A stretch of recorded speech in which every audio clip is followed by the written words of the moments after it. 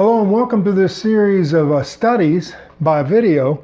I began a series yesterday, Wednesday, at the church, and I said to the folks there, I think I'm going to make videos of these presentations so that if some people can't attend or if people in other states, friends of mine, want to see, they can also access this.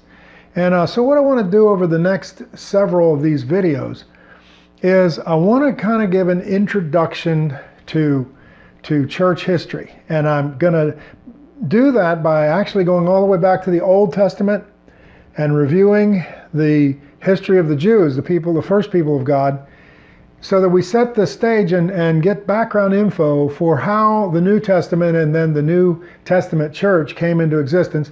And we're going to start there in the background, and I'm going to give you some of that, and we're going to talk about the period between the Testaments, what a testament is and why we switch over to the New Testament today.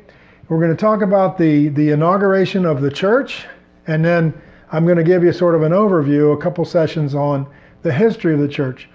I want to share this because I think it's very important for us to know our family tree, in a sense, to know where we came from. Why are there so many different branches of Christianity today? What's our family tree? What's our history? Why are there so many different approaches to Christianity? I want to try to deal with that in this sort of a general overview. So first off, let's start with talking about the fact that we Christians say the Bible has two parts to it, the Old and the New Testaments. Jewish people, of course, only recognize what we call the Old Testament. They call it the Tanakh. It's also called the Hebrew Bible. But we recognize two testaments. What is a testament? Well, you could think about something that's common today, a last will and testament, right? Where somebody, before they die, they say how they want their goods to be divided up amongst their loved ones or friends or whatever. There's a sense in which the New Testament is like that. It's what Jesus has given to us and provided for us and so on. So you can look at it that way, and the Old Testament too in a way.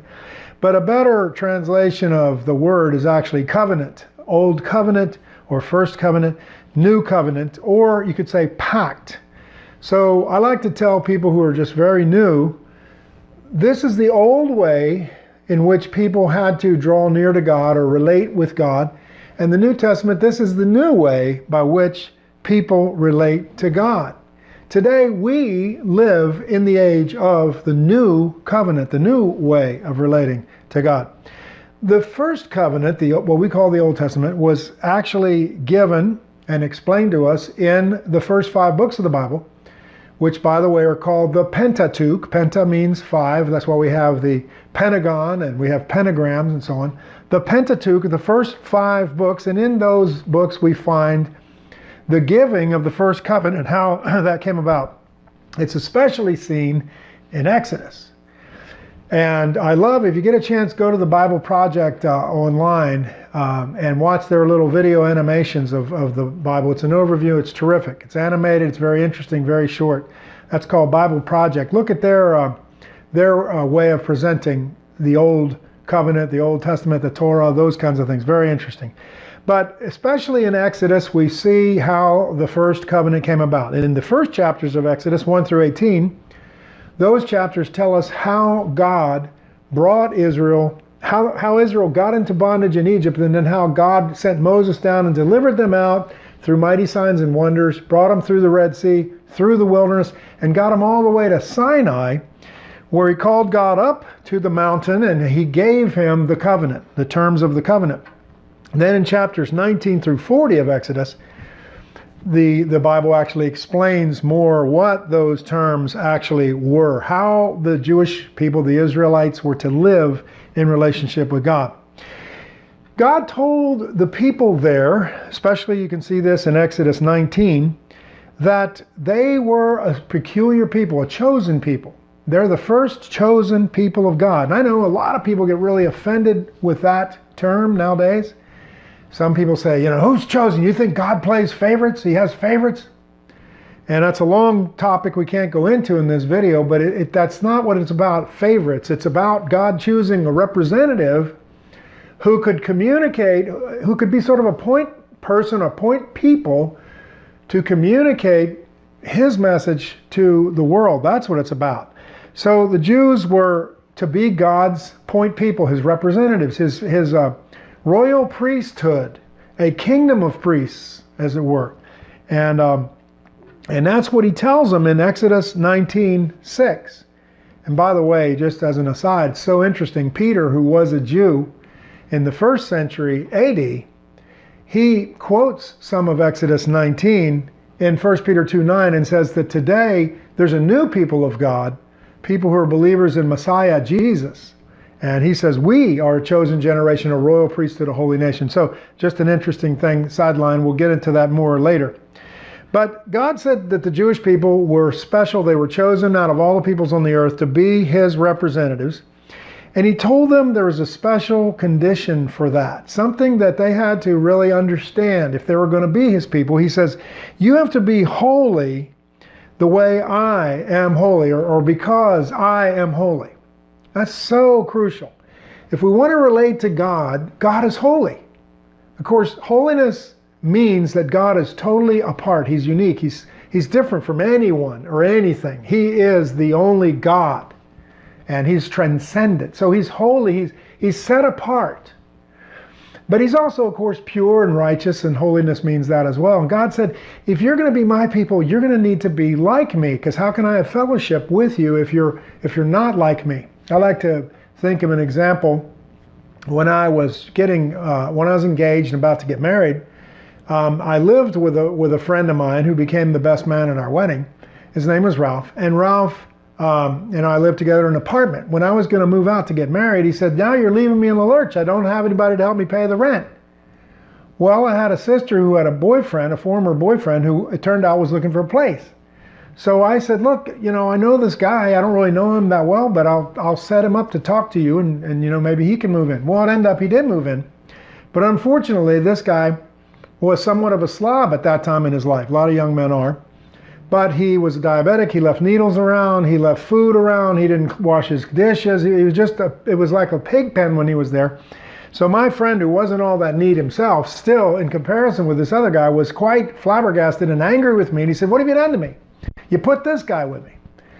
Well, I had to move out, so there was nothing else I could do. But it gave me a nice little illustration of the issue of holiness. See, imagine how a neat freak and a slob, how they can't live together. In the book of Amos, God says, can two walk together if they're not agreed, if they're not in agreement? So that's the idea of holiness. To be like God, our behavior has to be holy, has to be righteous, like his is righteous. God is faithful in his commitments, for example. He couldn't live with a person who's faithless, an adulterer. God is pure and clean and righteous. He can't live with an unrighteous, impure, immoral person. It just doesn't work, you see.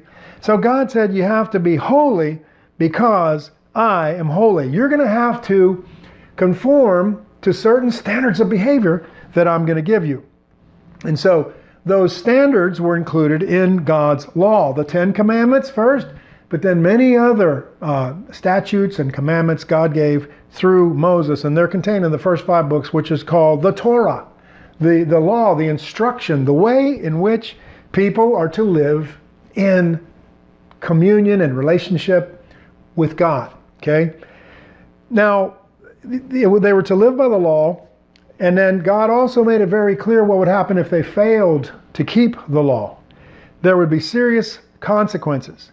Serious. And God basically said, this is a covenant I'm making with you. You live like this, and I'll do this and this and this for you. I'll protect you from your enemies. I'll bring you into the promised land. I'll provide for you. I'll richly bless you. But if you don't do what I'm saying, that protection lifts, that covering lifts, that provision begins to dry up. And you're going to suffer consequences if you don't live by my laws. Now, because God is always gracious, he provided a way for the Israelites to atone and cover mistakes that they did make, failures that they did make, disobedience that they did commit. God knows. He's very realistic. He knows humans fail. So he also provided a way to take care of such failures. This was to be done through a priesthood and a sacrificial system.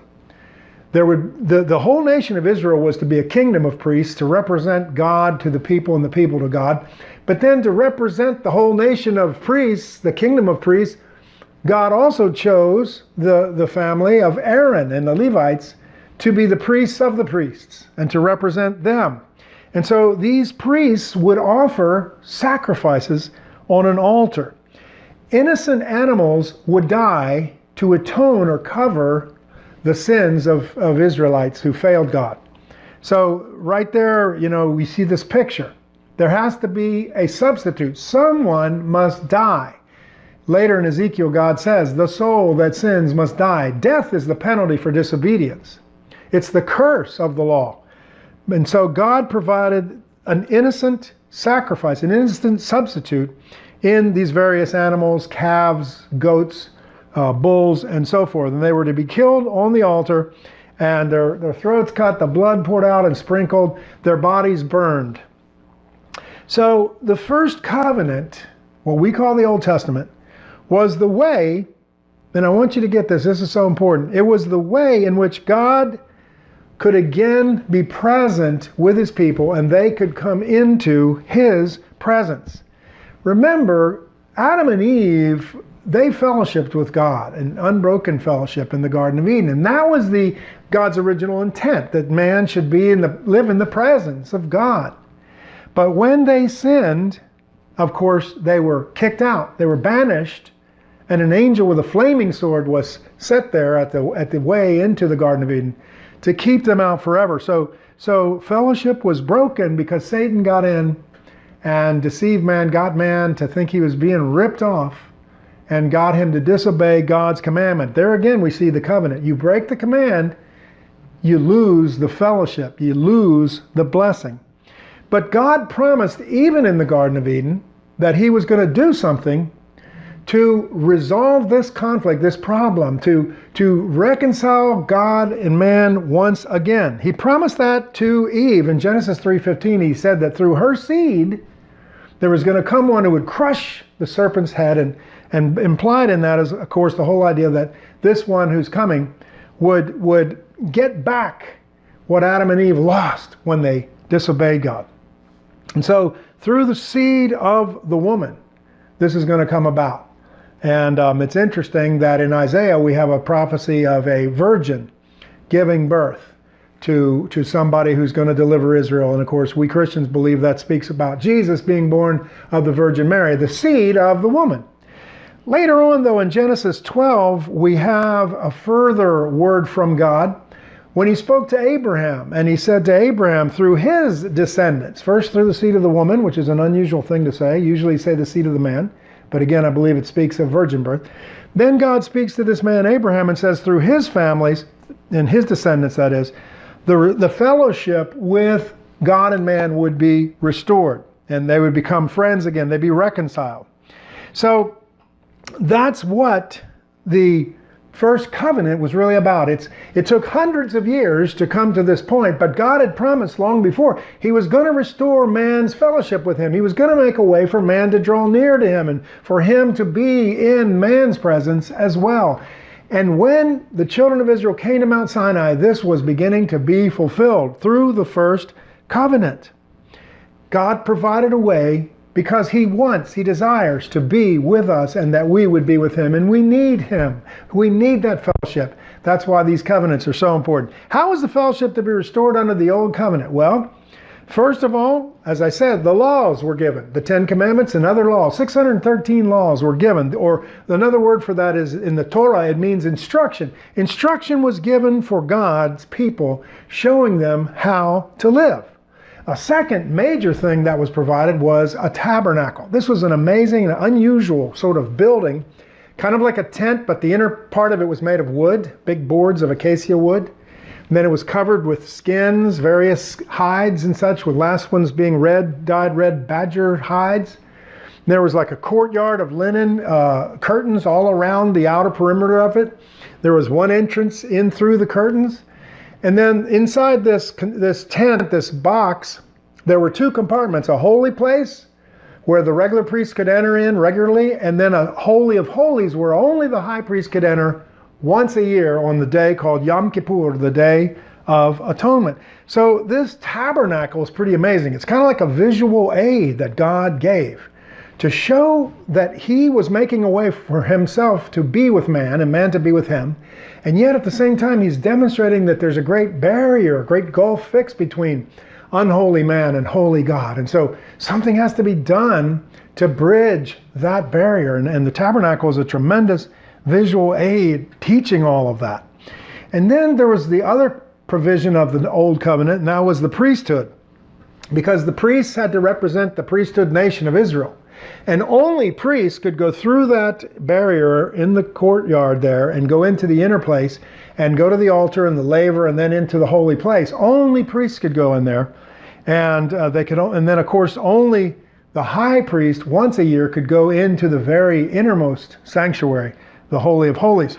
So there was a priesthood, and then there was this system of sacrifices where you had to slaughter these innocent animals and pour out their blood and burn their bodies.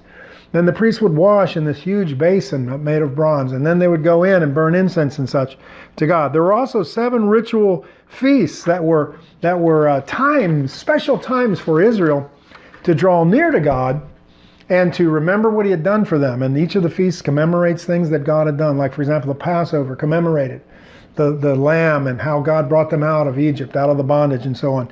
And so these ritual feasts were times in the year when God's people would remember him and they would meditate on him, think of him, draw near to him. So it was meant to help them stay on track.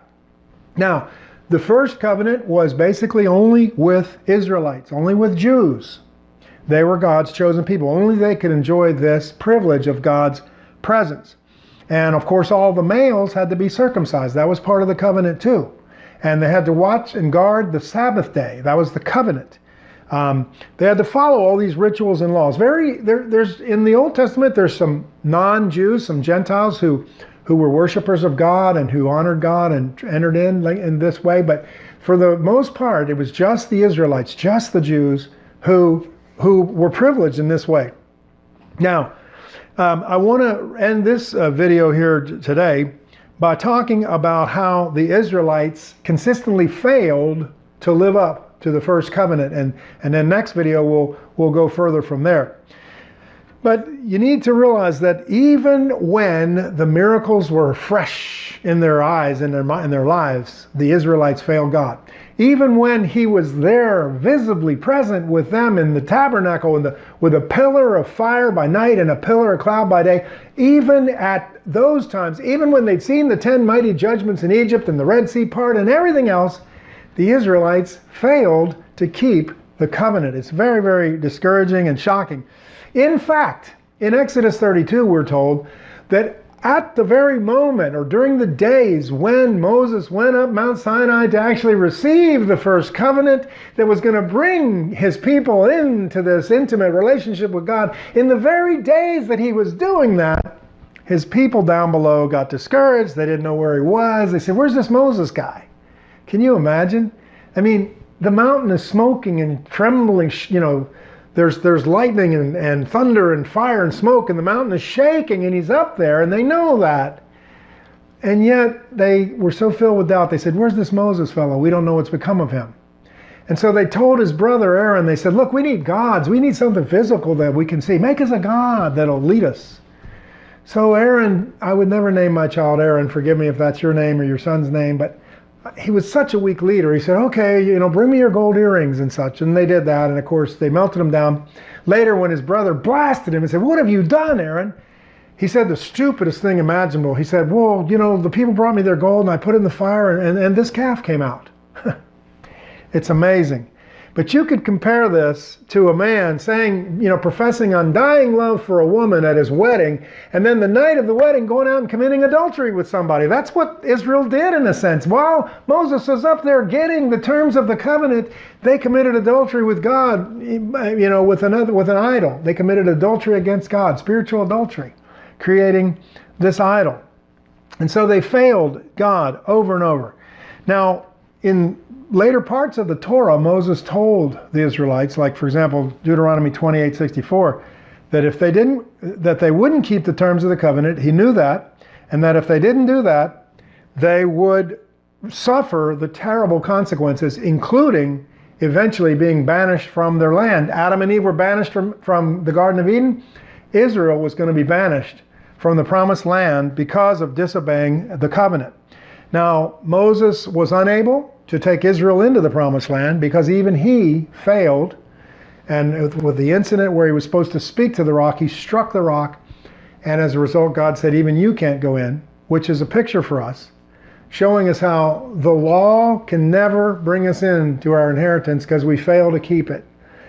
Instead, Moses' successor, a man named Joshua, which in Hebrew is Yeshua, he led them in. And by the way, Yeshua is the same name for Jesus. And so Jesus is the one who leads us in. Joshua led them in, not Moses. During his tenure, Joshua was able to hold it together mostly with the people, and they mostly kept God's covenant.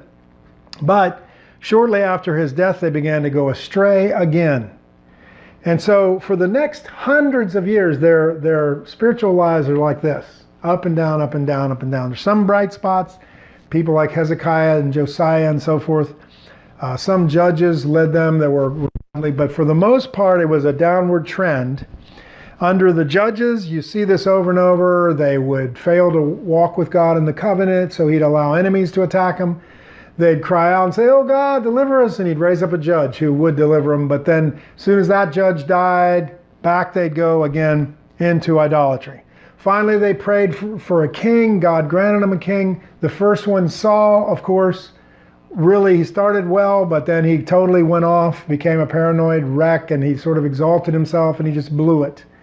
The next king was David. He became a real type for Messiah, and God actually said to him that it was going to be through his seed that the Messiah would eventually come and reign forever. But David also failed in the matter of Bathsheba. He sinned against God. He had her husband murdered, and he committed adultery with this woman. He suffered terrible repercussions in his family, and Israel suffered as a result. There was even a civil war that came about. And so David was good in many ways, but he also failed. His son Solomon took Israel to their apex, to their zenith, their highest position in terms of borders and wealth, prosperity, and all that. But then the wisest man that ever lived thought he was so wise he didn't need to obey God. And so Solomon turned away, got the whole nation into idolatry because his wives wanted idols and stuff since they were from other countries. He married women he wasn't supposed to marry. They wanted to worship their gods, so he built them temples and such. That took Israel into idolatry. What happened? Well, there was a civil war right after Solomon. There was one during David's time, but they overcame that. But after Solomon's reign, the country actually split in two. There were the northern 10 tribes, which is called Israel. Sometimes it's called Ephraim. Sometimes it's called Samaria, because that became their capital. But they were Israelites, but they were in the north, and they went off into idolatry right away because their first king was afraid he'd lose them if they went back to Jerusalem every year for all the festivals and stuff. So the first thing he did was lead them into idolatry. And I've been to the altar there in northern Israel where he first put up a golden calf, and they worshipped calves in two different places. So that was the northern tribes. Judah and Benjamin were in the south. They had the capital, Jerusalem, and they had the temple. And so both of these two divisions, Judah in the south and Israel in the north, continued, but as I say, the north went into idolatry right away. Their history is pretty much a very bad story. And in 722 BC, the Assyrian Empire conquered them and scattered them to the winds, and they never returned. They didn't keep the covenant. God warned them what would happen if they didn't do that. And so they were scattered. But it's interesting, they were scattered to places like modern-day Iraq, Iran, that sort of thing, Armenia. And it's interesting that the Magi who came centuries later looking for the birth of Messiah, they came from that region, and it's pretty much a sure thing that they knew about Messiah being born because of these scattered Israelites that exile had taken place. But Judah, they lasted longer than the northern tribes. They lasted till 586 or 587 BC, when another kingdom, the Babylonian Empire, took them over and sent many of them into exile. And they actually destroyed the walls of Jerusalem and destroyed the very temple of God, the sanctuary, which was the center of Jewish life. So just as God had predicted, Israel was taken away into exile. for a formal time of 70 years, but it actually took longer, and most of them never came back. Later on, eventually, there was a king of Persia. Persia took over Babylon, conquered Babylon, and the king, his name was Cyrus, and actually in Hebrew it's Koresh, like David Koresh. Koresh was a Persian emperor who granted the Israelite exiles to return to their homelands. And you read about that at the end of 2 Chronicles and the beginning of Ezra. He gave a declaration. He allowed them to go back because they had to come back to their land so Messiah could be born and those prophecies could be fulfilled. So a small remnant of them did return, but they never were a nation again per se with their own kings and so forth. They were always dominated by foreign powers, first the Persians, then the Greeks, then the Parthians, and finally the Romans. Now, here's what I want to end with in this video. I want to point out to you that God was not at all surprised by Israel's failure. Of course not. He's never surprised by anything. He's omniscient. He's the only one who knows everything that's going to happen in the future. And as I said, he even had Moses predict the fall of Israel and the exile. Deuteronomy 28:64 and 31:29. There's the whole section there where Moses tells them in latter days you're going to fall away, you're going to disobey, and you're going to be exiled and banished. Solomon also spoke of this in 2 Chronicles 6:36. He asked God to restore Israel when in future days they were exiled, banished from their land. If they would pray to him, he said, please listen to their prayer and restore them. And of course, God did end up doing that. Amos 5:27 also foretells the exile. So does Isaiah 39:6. I mean, it tells that it's actually going to be the Babylonians that are going to take over Judah. And the return is prophesied in places like Isaiah 43:5-19. So it's very interesting. God knew fully what was going to happen, and he told them that they were going to be exiled. It was devastating in their history. But the amazing thing is he promised to bring them back, and he eventually did, and there's really no other people that's been scattered like that for so many years and actually reconstituted and brought back to their land. In fact, they've been brought back twice, because they were brought back when Cyrus gave that pronouncement and allowed them to return. And then, of course, they're scattered again in 70 AD when the Romans conquered them, and they're brought back in May of 1948. So they're an amazing people who demonstrate the faithfulness of God, not their own faithfulness, but God's faithfulness to them over the years. It's interesting, too, and very important for this series of teachings, that God also predicted the failure of the first covenant. See, the failure of Israel was the failure to keep the first covenant. That's why they were banished. God didn't fail, but they failed. And God knew they were going to fail. And so in Jeremiah 31:31-34, God predicted the coming in of a second or a new covenant. That's very important. Because number one, it shows us the Old Testament was never intended to be permanent. Our Jewish friends notwithstanding. I know they believe the Torah is the permanent thing. It's for them, it's for all time. But it's obviously not, because God told one of his inspired prophets, Jeremiah, that there was going to be a new covenant. Now, Jews today don't believe that in the new covenant that we believe in as Christians. We believe the New Testament is the new covenant. There's a new day, a new way of relating to God through Messiah Jesus. They don't accept that. They don't believe he's Messiah. They don't believe the new covenant's come. What do they say about it? Well, they say that plainly, if you read there in Jeremiah, it says that in the new covenant, there will be peace on earth, and God's going to write his laws in minds and hearts. And so they say, do you see peace everywhere? Hello? There's still total chaos, crime, warfare, wickedness. The Messiah hasn't come yet. It's obvious. And they say people don't have God's laws in their hearts and minds yet, do they? Obvious. Look at the multitudes. The multitudes don't know the God of Israel. They don't serve the God of Israel. So the Messiah hasn't come. Well, we as Christians understand that the first Christians, who are all Jews, they also wrestled with this whole thing. It was hard for them to get hold of. But the Lord revealed to them, and they came to understand eventually, that there was peace that was brought to the earth through Jesus, but it's a spiritual peace, peace with God. And God had to bring that first before he could bring peace amongst all the nations, physical peace. The greatest need was to reconcile man to God and solve the sin problem between man and God. So in the first coming of Messiah, Jesus came to deal with sin. But what we came to understand was there's going to be a second coming when he's going to actually physically drive out all evil and restore the heavens and earth, make a new heaven and earth, and then everybody that lives in that time will be pure and will follow him wholeheartedly. But there had to be two comings. And so we who are Christians, we have this perspective. Jews, of course, did not. But the point that I'm trying to get to here is Jeremiah 31, where it talks about there's going to be a new covenant in latter days. That shows that the first covenant's not to be permanent. Ezekiel also talked about something like this. In Ezekiel 36:26, he says, or God says through Ezekiel, that in coming times he's going to change Israel's heart. That they failed him because they had hearts of stone. They were fleshly. They were unable to keep the commandments because they have this broken, sinful, carnal nature. We all do. We're kind of like, there's something wrong with the motherboard, if you will. We're defective. We've been damaged since the fall. In our very foundational essence, we're damaged. And we're unable to love God and love one another and do the things God wants us to do. We're flawed. That's called original sin. We understand that. And so God said in Ezekiel 36:26 that someday he's going to take out that heart of stone and put in a new heart of flesh. He's going to put his spirit within and write his laws in hearts and minds. And so that is also a clear demonstration that from the very beginning the Old Testament was not to be permanent.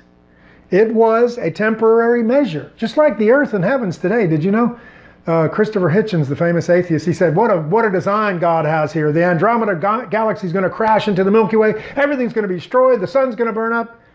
And Frank Turek was debating him, and he said, Christopher, the Bible says there's going to be a new heavens and a new earth. And I was real surprised because Christopher Hitchens was pretty smart, but he said, really, I didn't know that. Hello, you need to read the Bible.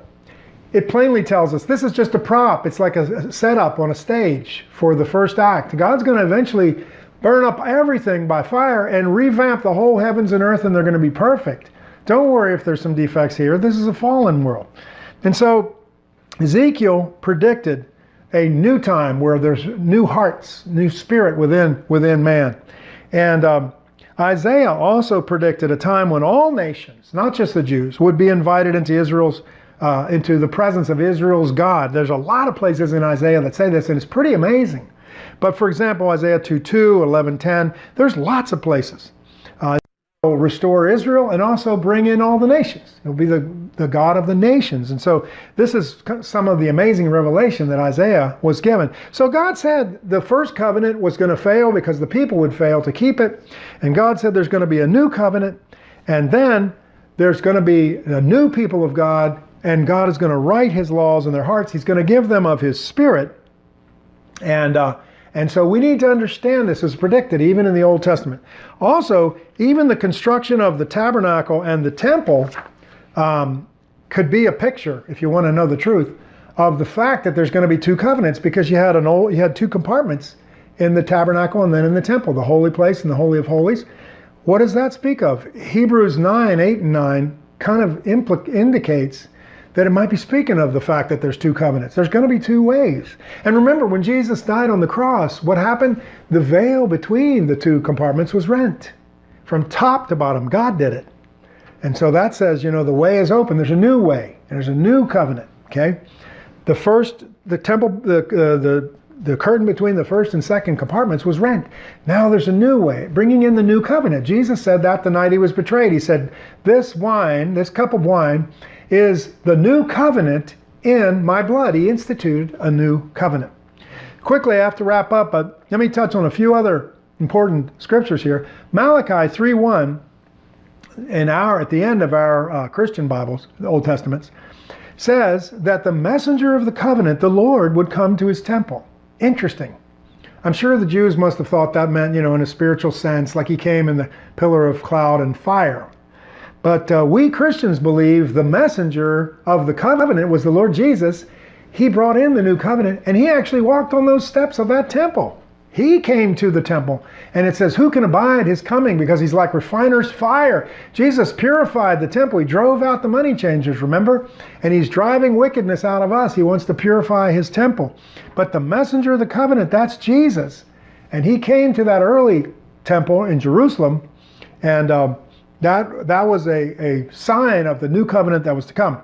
Daniel 9:27 is another verse I want to mention to you. Now, some of you have been taught other things concerning this verse, but I want you to notice it speaks of one who will confirm a covenant with many and put an end to sacrifices. Now, a lot of people tell you that's the Antichrist in the last days.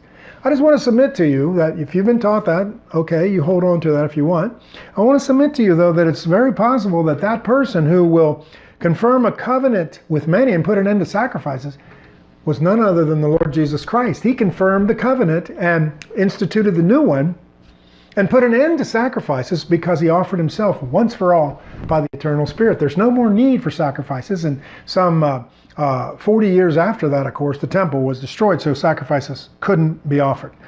Again, I mentioned just a second ago that I said 43, but it's Isaiah 49, 5 and 6, tells that there's going to be someone who's going to bring Israel back to God and open the way for other people to come to God as well. And this person is actually spoken of as the covenant in and of himself. Let me give you two verses that say that. Isaiah 42, 6 and Isaiah 49, 8 both say that this person will be given as the covenant or as a covenant with the people. Can you imagine? What person could actually embody the covenant between God and man? The Jewish people were people of the covenant, but they didn't embody the covenant. In fact, they failed to keep the covenant. The only person who could actually embody the covenant of God is Jesus. He is the covenant. His body was rent, and the veil was rent, and the Bible says that the veil was his flesh. He was the tabernacle. He instituted the new covenant, and he embodies the very covenant. Our covenant with God is through him. Nobody comes to God except through him. He said that. He's the only way. So today, everything about the covenant, you see, in the Old Testament, you had the law, you had the tabernacle, you had the priesthood, and you had the sacrifice. Well, think about it. In the New Testament, Jesus tabernacled among us, John 1:14. So he's the tabernacle. He's God's presence with us, and he's our way into God's presence. Jesus fulfilled all the laws. Romans 10:4 says he's the fulfillment of the law. Jesus is our high priest. Hebrews tells us over and over that he is our high priest who represents us before God.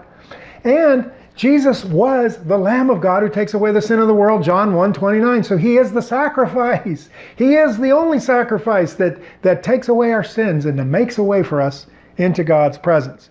And so there's so much written about this, but it's really only visible to those of us who have accepted Christ and have the benefit of hindsight. We look back and we see how old and new they just fit together like that. They interweave and interlock and are multi-layered, and just so many threads from the old connect to the new and so forth. People who were living at that time didn't see these things, and a lot of people still today don't see these things. But it's a beautiful, beautiful thing to understand this sort of intersection between Old and New Testament. I have to wrap up this lecture for now. Just want to review and get you to understand again what I'm trying to do here. I'm going back to give us the background for the New Testament. So we looked at how the First Testament was given, how Israel failed, how God predicted that, and how God promised a new one. So in the next lecture, we'll continue from there, talk about the period between the Testaments and then the New Testament, and we'll go forward.